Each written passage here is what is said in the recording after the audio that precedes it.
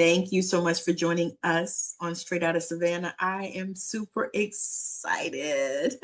Oh my God. My friend Samantha Speaks is here, and she is going to speak to you. She's going to tell you who she is, what she does, and how she can help you. So, Samantha, take it away. Thank you so much. And thank you so much for having me. My name is Samantha. My handle is Samantha Speaks 1212. And I am a spiritual light worker. I am a master manifester. And I'm a spiritual gifts activator. So I do spiritual gift activation sessions where we help people identify and activate or unblock their spiritual gifts and teach them how to use them. I teach people how to manifest. And I do readings where we connect to people on the other side because I'm also a psychic medium. So all of that in one thing is Samantha Speaks 1212. I love that. I love that, Samantha. I love that. And I think I found you on TikTok. I think that's where I saw you. And Yeah. so I love that. And I saw her and I thought, man, she would be amazing for the show. Yeah. But we're going to talk about a little bit about how did you start this? Where did this come in from you? Because there have been people that I've talked to that recognize that they had these gifts as children, and a lot of them had people to help them to nurture those gifts. What was that path like for you? So I accidentally discovered as a child that I had spiritual gifts, that I could talk to the other side, that I could see spirits and that kind of thing. And my grandfather, my great grandfather, he was what they called a root doctor. And when he found out that I had these gifts, he tried to show me, take me in the woods and show me the herbs and all the things that he used and things like that. But his daughter, who was my paternal grandmother, was very religious, just very deep in the church. And so, one, she denied her gifts. And two, she made sure that I did not hone mine because she was part of the Black church, religion, and Christianity that says that all that stuff is evil and it's the devil. So, Yes. there were many years where I did not do anything to practice the gift. And then in my adulthood, I attended and preached at and left a couple of different churches. And then I started to do my deconstruction process. And it was like the further I moved away from Christianity and religion, the closer I got to spirituality. And the more That's I right. rediscovered my gifts and just let myself be more open to it. And it's like a calling, just like people in the church believe they have a calling to preach. I have a calling to help people with their spiritual gifts. So it's like the calling was just knocking at me constantly. So we just eventually flowed into each other, me and this calling. And that's something because I know as a former church girly myself, I was raised Pentecostal Me too. holiness in the South. And my grandmother was a pastor. So, yeah, we had some stuff, but she actually broke off from that particular sect just because they didn't allow women to preach. And she said that God called her to be a pastor. Very good for her. Yeah. So she did her thing. But those tenets were there, that brainwashing and that manipulation. And I find sometimes I still have to deal with that just because it's so deeply embedded in us. It is. Even in, I think, even in the DNA. It's a catch-22 because we constantly are seeing evidence of the spiritual gifts that we have and the way that we're helping people and the way we are out here changing lives. But at the same time, Yes. there's still sometimes is that gnawing in our head, in our brain, that's this is not right. This goes against the Bible, this, that, and the other thing. And I do sometimes have to stop myself and talk myself through it. Yes. God is older than religion. Yes. We connected with God before the Bible even existed. Yes. So we Yes. can't limit what we do and who we are to something that God existed before. You know what I mean? We can't do that. I think that people don't realize that book is an evolution. It's not the end. Yeah. And I think that's the part. And I got that when I was really young. But of course, I never opened my mouth and said it. And then else that freed me was the more that I discovered hoodoo traditions and African spirituality, which is the closest thing to what I practice, I learned about the Bible being a book of spells and Yes.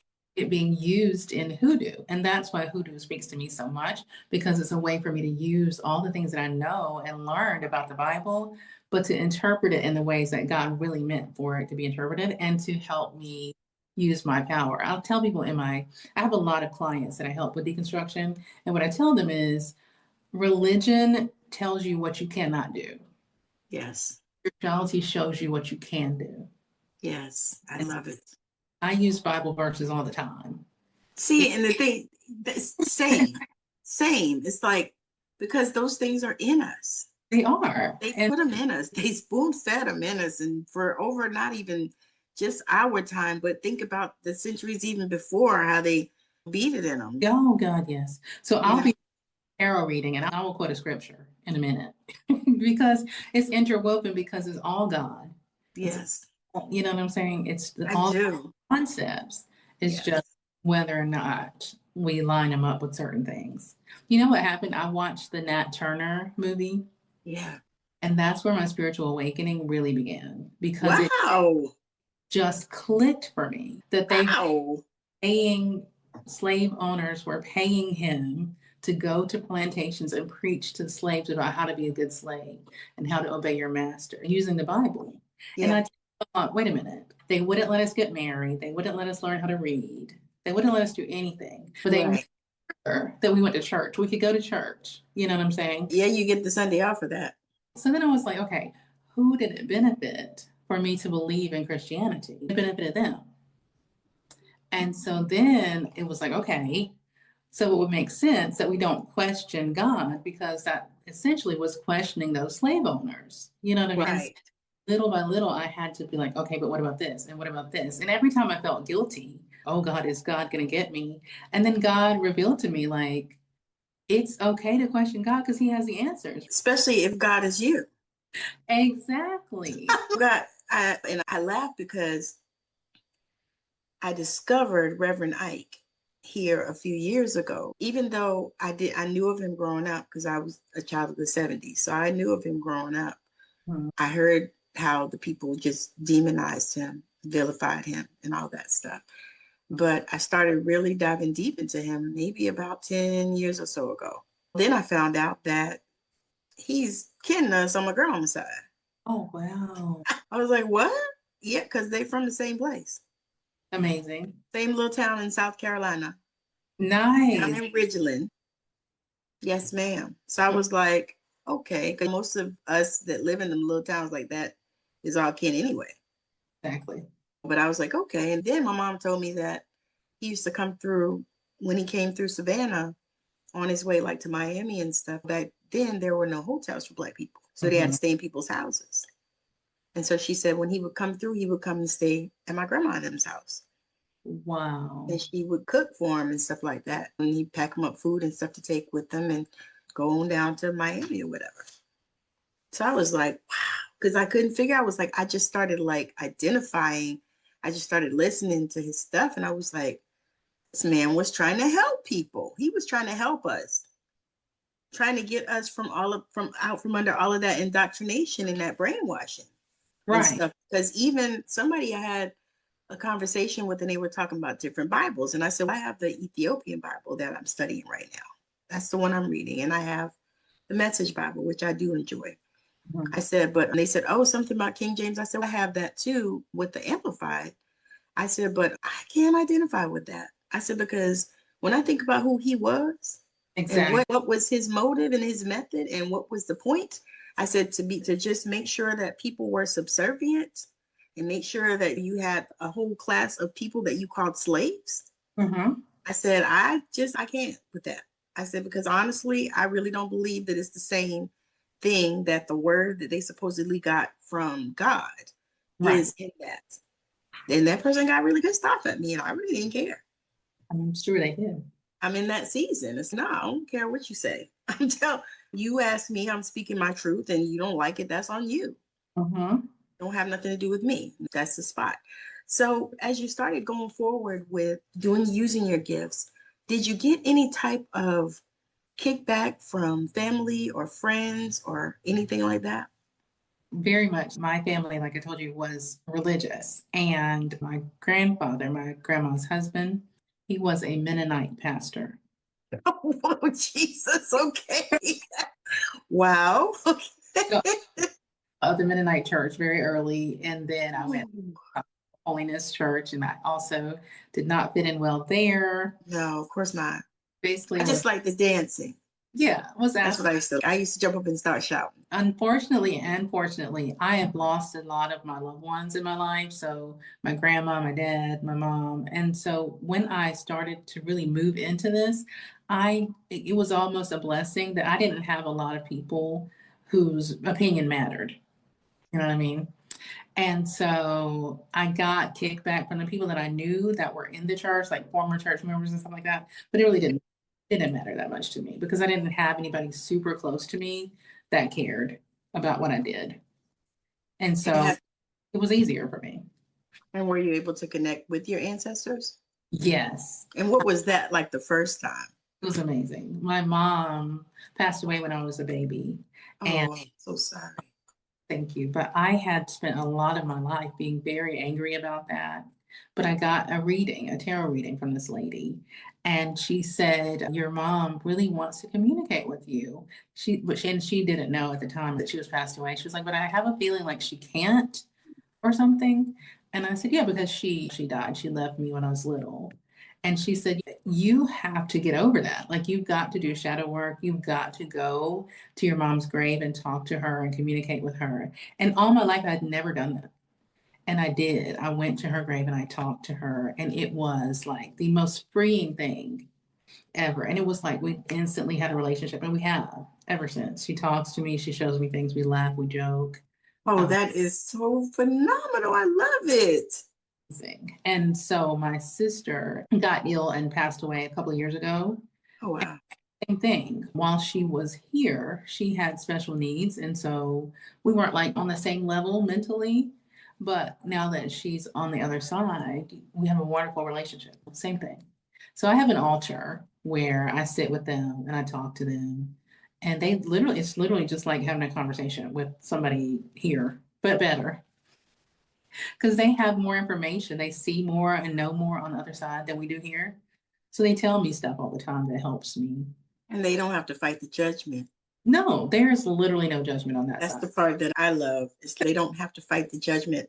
Because I tell people, I said, that is the kicker right there. It's the judgment. You're judging one way or the other. We think in polarities. Is it good or is it bad? It don't have to be neither one. It People, just is. exactly. People come to me for readings and they are so worried about, am I doing the right thing? Yes. Am I wrong? And I say, there's no right, there's no wrong. There's intentions and there's decisions, there's choices, there's paths, there's journeys. Even so far as infidelity and stuff like that, people talk to me all the time about, I don't have a spark anymore with my husband. We don't love each other. We don't this or that. And there's this other person. And I say, and they're so shameful about it. And I'm like, I believe that you can love more than one person in a lifetime. you absolutely can. And some I believe that we love in different ways too. in different ways. And some things God did not put together. Spirit didn't tell you to marry that man. They didn't tell you to make that I decision. know God didn't tell me to marry my first husband. I know it. Neither. And whoever said that, they was a lie. A lie from, yes, a lie. From the pit of hell, as they would say in the church. He So was a lie. I was like, no, there was no way. Because if that was the case, I wouldn't believe in them. exactly. So they have no judgment because it's like right or wrong is in your heart. Yes. And when you take away the religious part of it, you take away those principles of Christianity, Thank you. it's freeing. What did they say? Thank you. Adam and Eve, that's supposedly who began the whole thing, right? They didn't have a marriage license. They never had a ceremony. They never exchanged rings. So where did we even get that concept from? That God is going to send us to the burning place where the worms never die because we haven't been faithful to someone we shouldn't have chosen in the first place. You know what I'm saying? I know exactly what you're saying. 10 years ago, I would have literally been afraid to say that because I would have been Yes. shaking and trembling Girl, you'd have been looking to see if the lightning was gonna come down and seeing if you was gonna walk into ever big old hole in the ground, where hell is or what. So when I talk to my friends who are still very much in the church and very much going by religious principles and all that, I have to remember that I was there before. You know what I'm saying? Where I am now, all that stuff sounds utterly ridiculous. But I have been in a place where that was word and that was law. And so I give them grace because it's hard to get to this place. You have to. You do. Because But I don't know about you, when I started going to this place, because I did, when I got 17, I told God that I shouldn't have to go back to church no more because I had church in a file. I had this conversation with God. I said, I'm sure there's files on when people went to church and stuff, or you could go to my name and it'll tell you that on this particular day, I was up in the church because we was there almost every night anyway. So I told God, I'm done. I ain't going back. I don't care what you say. I ain't going back because I always had my own relationship with God since I was a little girl, because I started with the dead people thing when I was real little. And yeah, so I was like, all right. Of course, I did go back to church because I had my kids and I thought I need to get these kids in church because that's what we know and that's what we were taught. Raise the kids in the church, put the word in the babies, all this stuff. So I did that and I took my kids to church and I'm grateful that I did because there were some principles that they learned in the church. Now my children are just like me now. They love God, but they ain't trying to be in there. But I did all that. I did ministry school, went to ministry school, all this. Did the prayer ministry, worked on the phones, call ministry where you pray on the phone with the people and all that kind of stuff. Did all that stuff. But it's so many things, so many questions. you know what it also is for me is the corruption. There you go. I was an ordained minister in the Pentecostal church. Oh my. And one of my roles was on Sunday morning, they would take up offering and they would count the offering right there in front of the people. And if we So did was not, you a hype woman? yeah. Was a hype woman?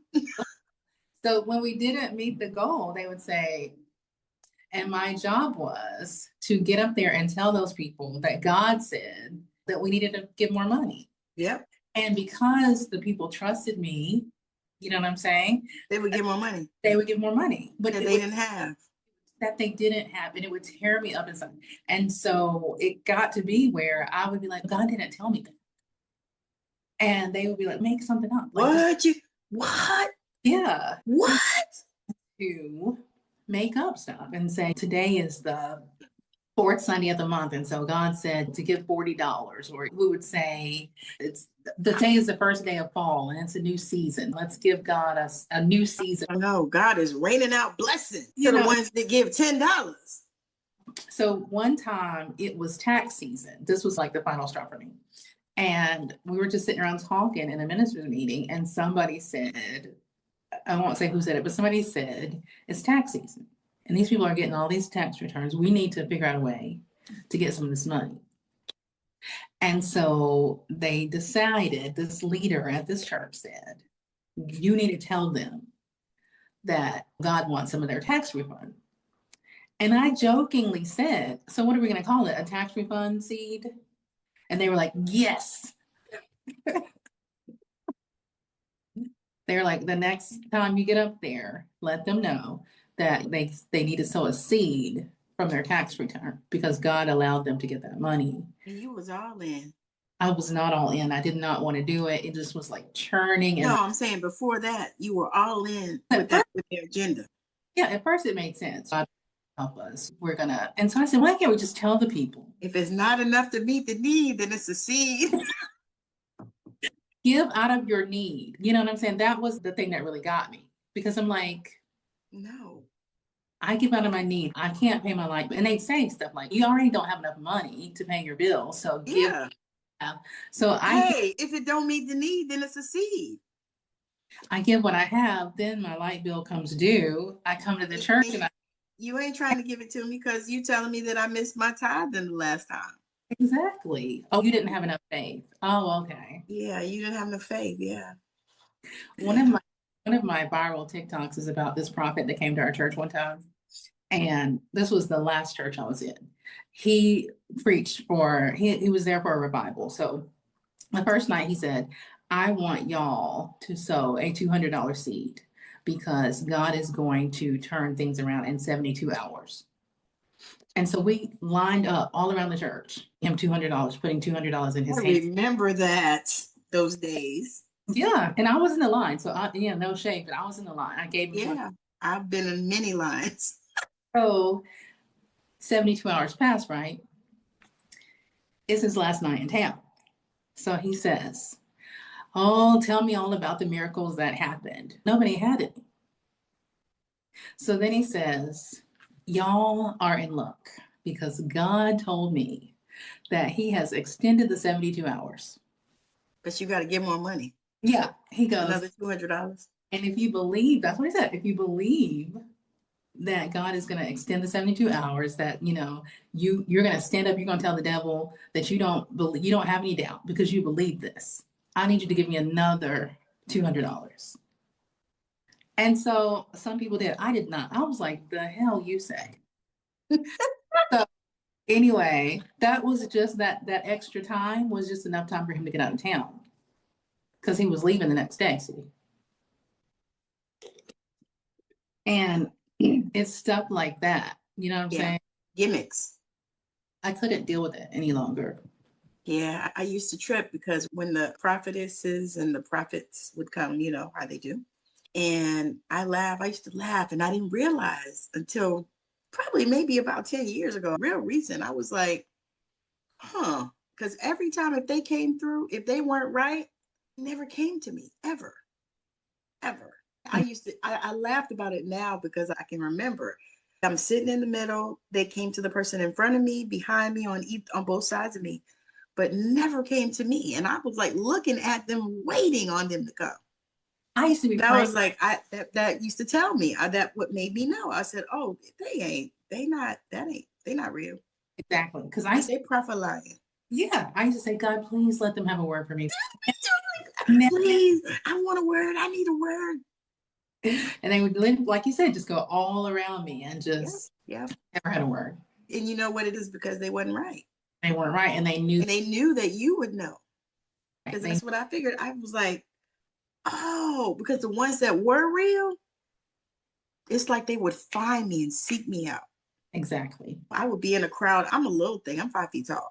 So if they stand enough, everybody is taller than me. They would come find me, the ones that were real. And I knew it when they would tell. I was like, okay, all right. That was interesting. If you think about it, we had fun in those times. It was fun. It was the emotions, it was the frequencies in the air, the energies that had everybody's because you point your hand toward the person in the front. We're all giving them our energy. So Yes. what they're doing seems like it's all them, but it's not. You know what I'm saying? But it's fun. The atmosphere is fun. The hype, the jump, dancing, the shouting. We want to believe it. Child, or running around the church. Oh my God. I had somebody laughing. I said, I can remember running around the church, just running around the church and Yeah, running around the church. Then, of course, you're screaming or you're speaking in tongues or you're whatever you're doing, bat flips or whatever people did. I remember we were little, we used to play church in the backyard. and on some level, that stuff is all real, but it's Yeah. not think it is, and it's not from where we think it is, and it's rituals, it's energies, it's all those things that we practice that they tell us is wrong. They're Right. doing the same things. They're doing the same thing. I told somebody, I said, why, if I'm at the church, I'm a prophetess. But if I'm reading you cards or something like that, which, I can or I cannot, don't make a difference to me. If Mhm. I'm reading your energy, I'm something else. I was like, makes sense. Everybody that comes on my TikTok lives or comes on my videos making comments always wants to talk to me about they love putting that scripture up there that says, do not consult psychics or mediums or sayers and blah, blah, blah, and God hates them, blah, blah, blah. But you have to read. See, the thing is, they pick one scripture just like these people take one scripture and do a whole damn ministry around. Yeah. So I have You to know, God said women shouldn't preach and this and this and this, and then God said nothing about that. That was Paul. and so I have to remind those folks, you know what?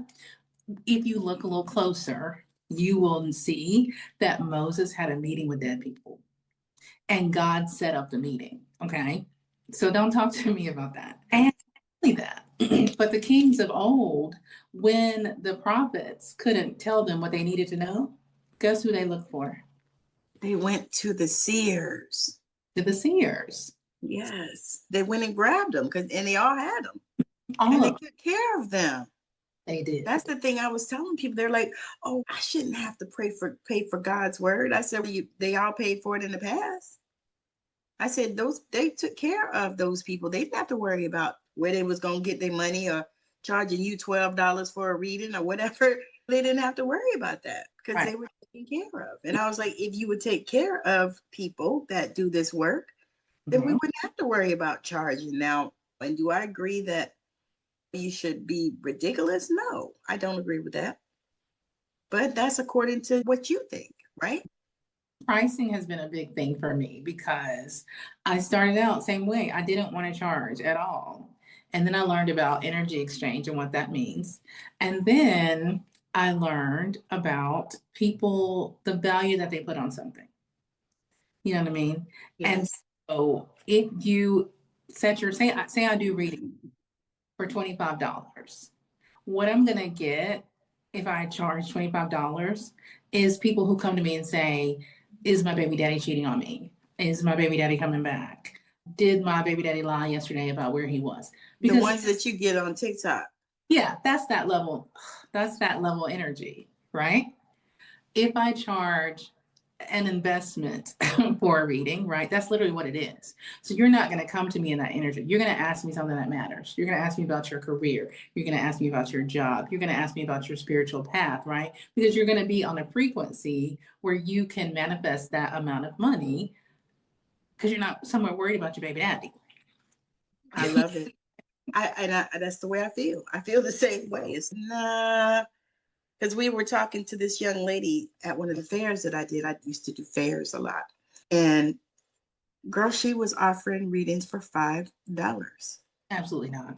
And that's what we told her. We were like, girl, you're devaluing the work. Stop it. It literally is. Thing is, she wasn't really getting any. I think she got one person or something because she wasn't really even getting anybody.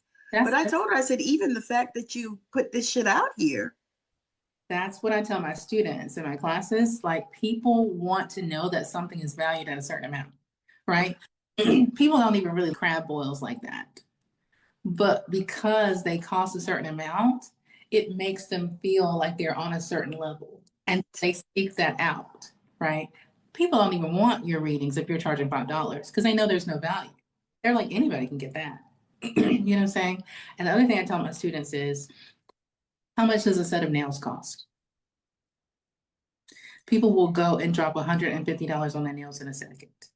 Without a thought. They'll spend $100 on it. I don't even understand it because I haven't even got my nails or my toes done in months. I But just decided that I didn't want to do that. if you were wanting to do that, you would not go in there and tell those people, how about $50? I don't want to pay. You know what I mean? Like, you're not going to do that. Yeah, we're gonna go negotiate. You know that it's a certain amount. This is what people are paying. So you go in there, you give those people that money, right? For something that's going to last you 2 weeks. Or you could pay me what my readings are worth for something that's going to change your whole life. Ew. My spirit guides are the real deal. So they're going to give you information, they're going to give you instructions to go with that information. And if you're on the plane to receive it, it's going to give you what you need to literally change the whole trajectory of your life. So that's why students, like, you cannot undervalue yourself either. We're not trying to be swindlers, we're not trying to take advantage of people, but at the same time, we're raising people up. And there's a price for that. And we're being honest about it. We're not the church saying this is a rainfall seed. You know what I mean? We're telling the truth. Like, this is how much it costs. This is what's going to happen. And here you go.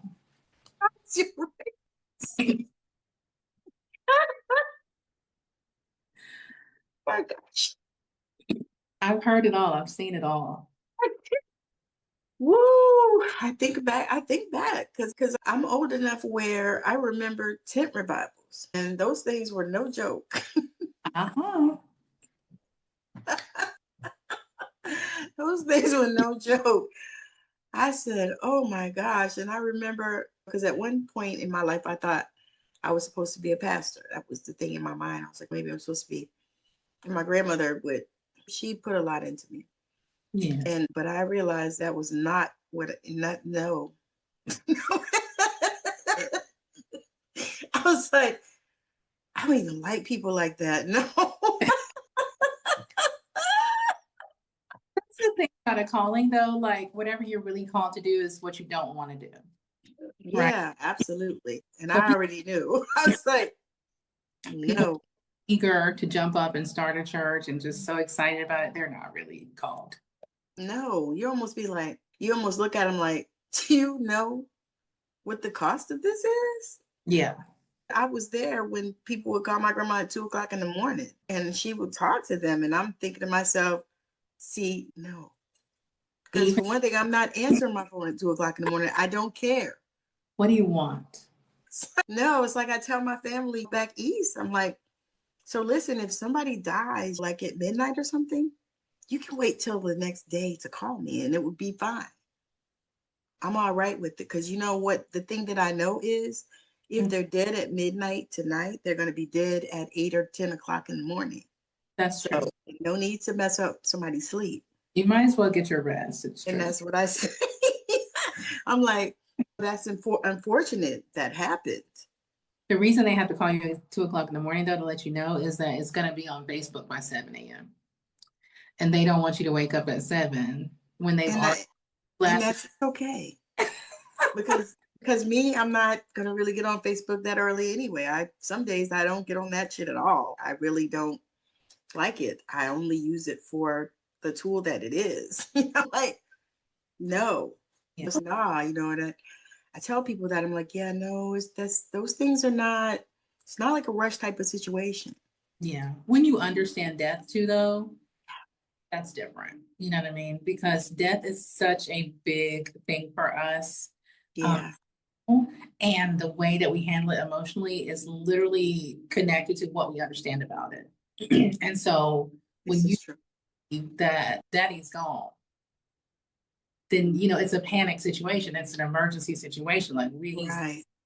again, like this is it. But when you are spiritually aware, Yeah. number one, you already knew daddy was gonna be gone because spirit told you. And number two, you already know you're going to commune with him, you're going to spend time with him, you're just gonna You're it's gonna gonna connect right. in You know that most lovely way. he's not gone, he's transitioned into a different version of daddy. And yes, it's sad. People, I'm like, that's a cool thing. It is. Honestly, I'm like, I still, and I also question this. I question the heaven and hell thing. Oh, yeah. I said, I just don't believe that there is a place because here's what I was thinking about. I was talking to my husband yesterday. I said, I don't believe that there's this place called heaven or this place called hell. I believe that's the shit that we go through down here. I said, and what it feels like. I said, I don't believe that. I said, because here's the thing I thought about. If you have left your body, you don't need a place. You can be Exactly. anywhere and everywhere. Here's Why does it matter where you think you're going? I just don't. I never understood it. I used to ask questions as a child, and of course, they ignored me. yeah.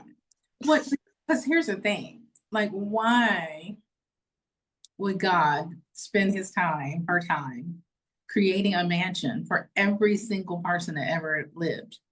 You know what I mean? First of all. Yeah, that's a lot. Unless God cloned the mansions in this way, you didn't have to actually create the ones for each one. There's so many different ways that could be done, but why? But the other thing is, same with the other beginning of my spiritual awakening, who does it benefit for me to believe in heaven? Right. It's a way to control people. If Yes. you do what I tell you that you need to do, And you're gonna go to heaven when you get old, when you when it's your time to go. right, you're gonna go to heaven. But if you don't do what I say, your skirt is too short. If you're got on jewelry, okay, God, Makeup. you wear some makeup, God is gonna send you to the place where Oh, wait, hair and wigs and weaves and Right. Number one. But where yeah, we got that from was again the slave master. yeah. If you be a good slave, you don't run away, you do what I say, you let me take Beat advantage. your ass. You don't worry about it, because when this life is over, you're gonna go, you know what I mean? No, I'm gonna have heaven right here. The slave owner literally has heaven right now. But me, I gotta suffer and die before I get my reward. You know what I mean? Yeah, and then I got to choose between having Jesus and silver and gold. Why must I choose? Why can't I just have Jesus and silver and gold? I rather have Jesus. No, I remember saying when we were thinking, no, it's not true. I would not rather have Jesus. Like I give me the silver and the gold, and then me and Jesus, we can work it out. You know, It's almost like people say, you know what they say, the eye of the needle of what the rich man can't go to heaven. And I'm like, he probably don't need heaven he's in because heaven. he already had it. He's got, please. But we were babies and they just taught us what they had been taught. You know what I mean? And it was like, don't question God. Yeah, because I never, that part I just couldn't get. And so I used to ask God questions all the time growing up. And honestly, I thought God lived at the beach Okay. because we used to go to the beach and it seemed like that was the place that God spoke to me at the I'm most. us. So I was like, okay. So I would go to the beach and I would just hear God talking to me. And I was a little bit of thing. I didn't even know. The only person I told was my grandmother. Like, I don't know if anybody would believe me. But I already had issues with me telling people stuff and they not believing me, and then it would happen. These kind of things. Other thing was you and I have both been able to see and talk to people on the other sides as children. Yeah. So even in my childhood mind, it's how is granddaddy in heaven when I see him all the time? Right. He's here. He's hanging out in the rocking chair at night. He didn't tell me he was in heaven. Does he go back and forth or what? So very, You know what? Maybe it's a like a train that takes him back and forth from this particular dimension or timeline, even this particular one. And then I think what it is, we have to be on the frequency so that we can see it, or so that absolutely. we can feel it, or visualize it, or however you process your information. Mhm. So we just have to be open. I think God just wants us to be open, right? To what we can learn on our own, what we can know on our own, what we can do on our own. And unfortunately, religion shuts that down. Yes. Religion teaches us what we cannot do if we want Yes. to be happy, if we want to go to heaven. Spirituality shows us what we can do. Yes. That's what I love about it. It's That's like amazing. you are God is in you, whatever God can do, you can do. And Jesus himself in the Bible said that greater things than what I do shall you do. So it's not blasphemy to say that. I believe that. And I love when we can come together and talk on it. These are the type of conversations that I absolutely love. And I'm so grateful that you came to speak on it today. And Thank it's just, you. yeah, it's just been a blast. But we're going to have to land this plane. And I just have my one question that I need to ask you, that I ask all of my guests. That is, I've only gotten the same answer 3 times in all of over 200 interviews, I believe. But if there was anything in the world that you could change, what would that be and why? If there was anything in the world that I could change, it would be helping people to understand that you can love God and work in your own power as well. You can love God, but you can also manifest what you want. You can also use your spiritual gifts to change your reality and to help other people change theirs. We don't have to be boxed in order to love God. As a matter of fact, God loves us so much that we can do whatever we want to do as long as we work with and through God and whatever God is to us. I love that. I love it. I love it.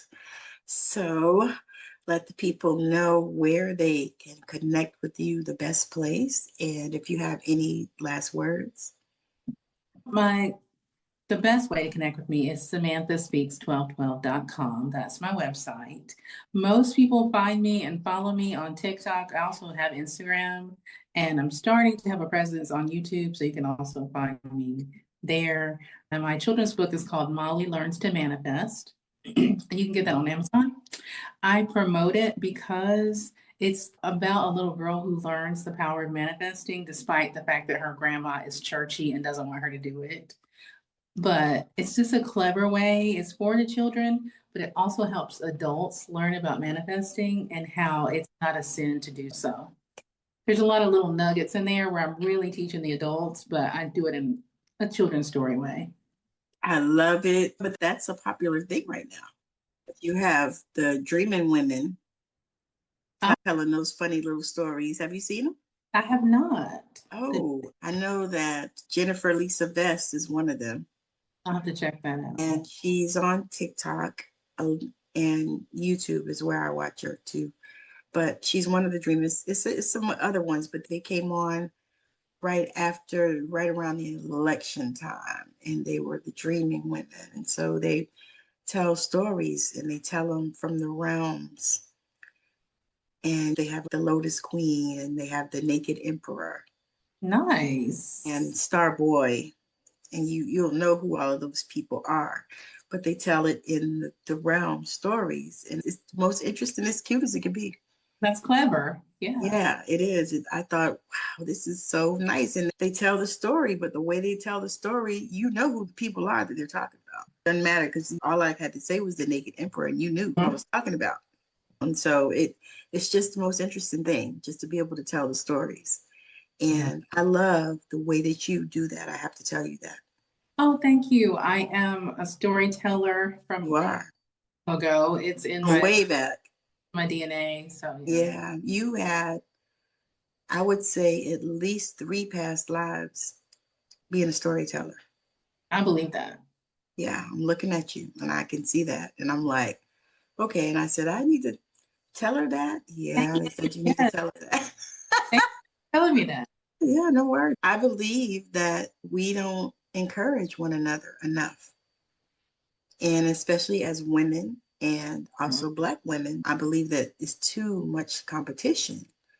Yeah. And I'm not playing into that narrative. No. Because I freely share and I have. And one of the things that I tell people, I said, one of the things that I do with this platform and this program that I have is I share people out to the world and I push people out there. And I do what I can to put your stuff out there and let people know about you because it's something that God put on me to do. Because I didn't know when I started this show, there were not people doing podcast summits and things like that. It was none of that. Yeah. I just had to figure that shit out. I just started watching them and I still do. Like I watch for inspiration to see if there's another way that I can do something or whatever. I just started doing that and God told me to do it. And I was like, okay, I don't have this. I don't know how to do that. Yeah, no, none of those excuses. No, absolutely not. I didn't have any of that stuff and I didn't have any money to buy anything like that. But God was like, I started on Facebook Live. Just doing it when it was up and down boxes. You couldn't even do it on the side like you can now. Up and down boxes on Facebook Live, and I would download them from Facebook and upload them to YouTube.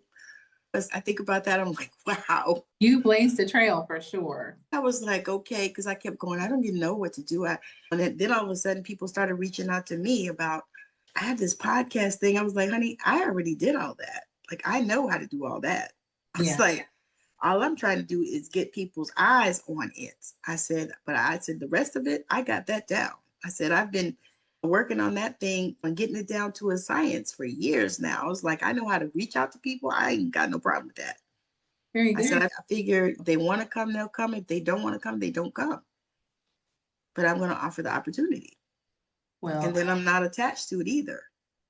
I appreciate having me today. Thank you for speaking into me. I appreciate you and your platform and everything that you're doing. You gave me a word, so I'm going to give you one too. The pastor dynamic, right, is still with you. Yeah. Okay. So it may not look like a traditional church, but that's still very much a calling. Yeah. So You know what? I received that because that is something that I actually talked to my husband about. I said, should we do an online church? Yeah. Because I am in I am a minister. I'm a, what do they call that thing? Metaphysical minister. I was like, it's like I am one because I told him, I said, we ought to be doing weddings. I was like, especially for our sisters and brothers in the LGBTQ community. Yes, ma'am. So I'm like, that would be something. And so Yeah. we're trying to put that together too. Because I was telling him, I was like, baby, because we live on the ocean, so we can marry people right on the beach. Yeah. I I see told it. him, I said, marry him on the beach. You take pictures.